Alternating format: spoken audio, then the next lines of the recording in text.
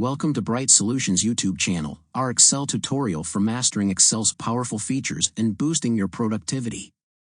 Let's dive into the world of spreadsheets and unlock your Excel skills together.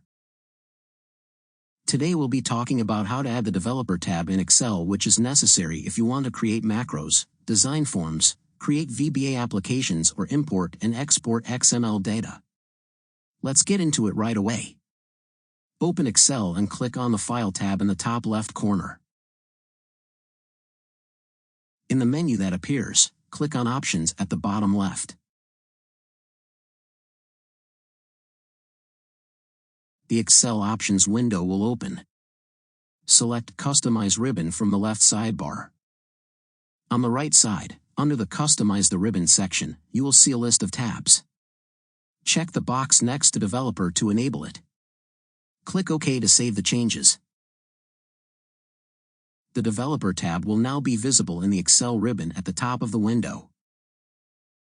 If you found this tutorial helpful, give us a like and hit that subscribe button and join Bright Solutions YouTube channel. Thanks for watching and see you in the next video.